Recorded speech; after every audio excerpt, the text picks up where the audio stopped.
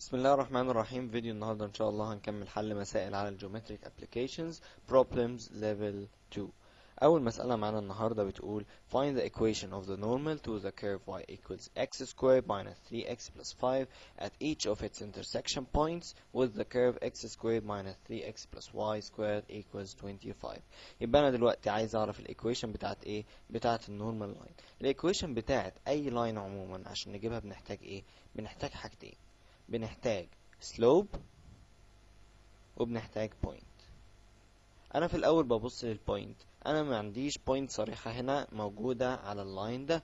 كمان السلوب مش معيش 2 points، لكن عندي كيرف لو جبت له الديريفاتيف وعوضت فيه عن البوينت اوف انترسكشن ما بين النورمال ده والكيرف او البوينت اوف تانجنسي بالنسبه للتانجنت عند البوينت دي، هقدر اجيب واي داش اللي هي بتمثل السلوب بتاع التانجنت.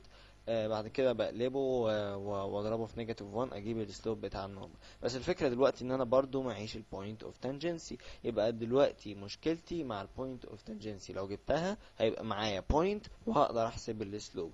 هو قال لك النورمال ده بيحصل عند انهي بوينت؟ at each of its points of intersection with the curve x squared minus 3x plus y squared equals 25. يبقى دلوقتي انا محتاج اجيب ال points of intersection ما بين ال two curves دول. هقدر بعد كده ان انا اجيب الايه باقي المعلومات اللي هحتاجها عشان خاطر احسب الايكويشن بتاعت النورمال لاين. ماشي، ممكن دلوقتي واحد عشان خاطر يجيب الانترسكشن بوينتس يشيل الواي من هنا ويعوض مكانها باكس سكوير ماينس 3x بلس 5. بس احنا لو عملنا كده هيطلع لنا في الايكويشن دي x باور 4، وكده الايكويشن هتكون صعب قوي ان هي تتحل. بس انت لو ركزت شويه هتلاقي مكتوب هنا في x سكوير ماينس 3x وهنا مكتوب x سكوير ماينس 3x. يعني انا ممكن اشيل x سكوير ماينس 3x من هنا واحط مكانها ايه؟ y ماينس 5. يعني هودي ال 5 هناك يبقى x سكوير ماينس 3x بتساوي y ماينس 5. يعني انا ممكن اكتب كده y minus 5 plus y square equals 25. يعني y squared plus y minus 30 equals 0. لو عملنا factorization للكلام ده هيبقى y plus 6 في y minus 5 equals 0. يعني ال y equals negative 6 أو ال y equals 5. دلوقتي لو انا اخدت اي واحده من التو بوينتس دول عوضت بيها هنا او هنا، المفروض هتطلع لي 2 values for x لان الاكس فيه هنا squaring. يبقى كده لو عوضت بالتو بوينتس هيطلع لي 4 values of x. طب ازاي هيطلع 4 values of x واصلا maximum ما بين 2 curves ان انا يطلع لي 2 points of intersection؟ ده معناها ان في واحده من البوينتس دول هتطلع لي real values والتانية مش هتطلع لي real values. يعني ايه؟ يعني انا دلوقتي لو خدت البوينت y equals 5 وعوضت بيها في الايكويشن اللي فوق دي هيطلع لي ايه؟ هيطلع لي 5 equals x squared minus 3x plus 5. ال 5 هتروح مع ال 5، يعني دي هتبقى شكلها كده x في x minus 3 equals 0. يطلع لي ال x equals 0 وال x equals 3. طيب لو اخدت البوينت التانية اللي هي بتاعت y equals negative 6 هيطلع لي negative 6 equals x squared minus 3x plus 5. يعني x squared minus 3x plus 11 equals 0. الكلام ده ما ينفعش يتعمل له factorization.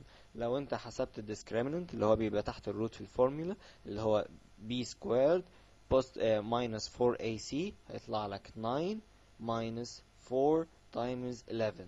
الكلام ده معناه هيطلع بالنيجاتيف، معنى كده ان الروتس بتوع الايكويشن دول مش ريال، هيطلعوا complex numbers. يبقى معناها ان البوينت y equals negative 6 دي refused لان هي مش بتطلع لي real values for x.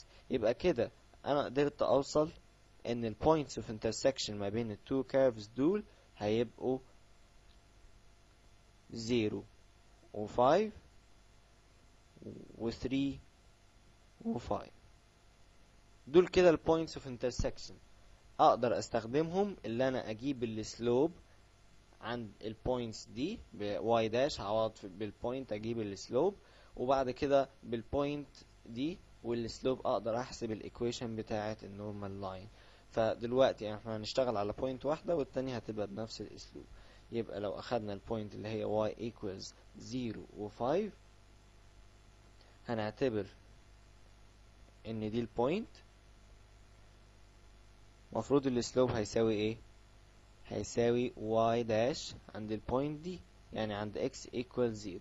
هو كان قال لي فوق ان النورمال، انا عايز الايكويشن بتاعت النورمال لاين للكيرف ده، مش اللي تحت، للكيرف اللي هو بيقول x squared minus 3x plus 5. يبقى انا هعمل differentiation للكيرف ده وهعوض عن الاكس بزيرو، يطلع لي y dash equals 2x minus 3، ونعوض عن الاكس بايه؟ بزيرو، يطلع لي نيجاتيف 3. ده مين ده؟ ده السلوب بتاع التانجنت لاين. يبقى السلوب بتاع النورمال لاين بكام؟ هيبقى ب1 over 3. يبقى انا دلوقتي معايا بوينت ومعايا سلوب، اقدر ان انا احسب الايكويشن بتاعه النورمال لاين. يبقى الايكويشن بتساوي y minus 5 equals 1 over 3 x minus 0.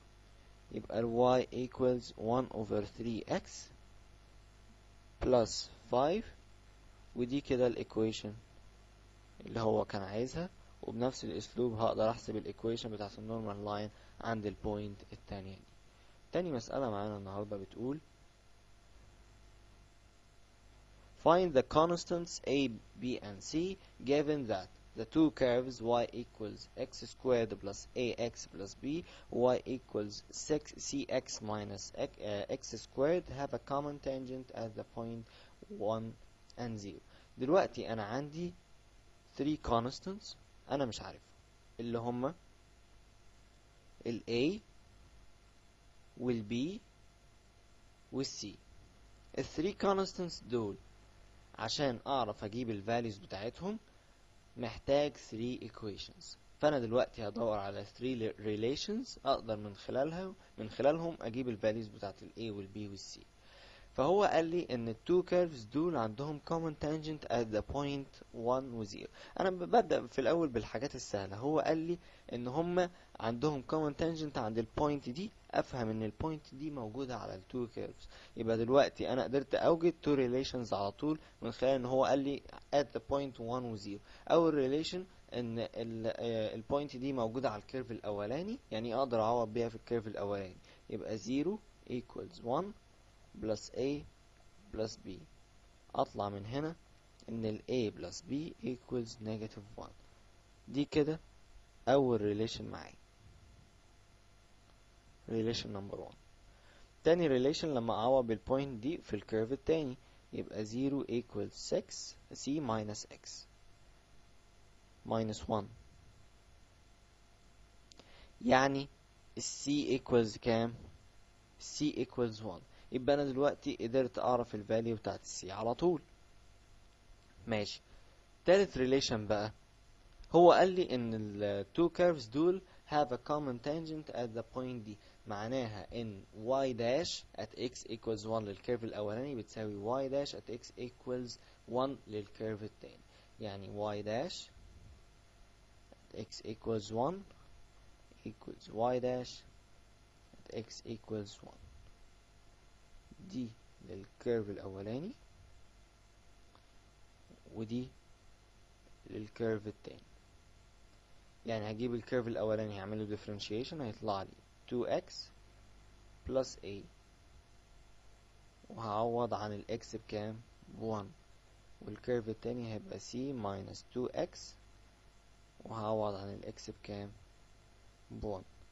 تعالوا نعوض هنا كده، يبقى عندي 2 plus a equals c minus 2.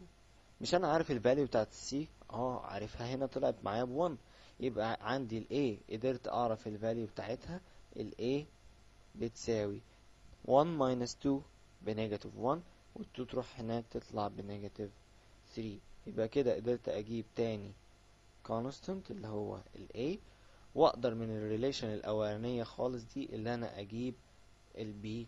هيطلع معايا البي equals to -1، وفي هنا -3 هتروح هناك هتبقى +3. يبقى انا دلوقتي قدرت اجيب الكونستنت التالت اللي هو الايه، البي، طلعت معايا ب2. السلام عليكم ورحمة الله وبركاته.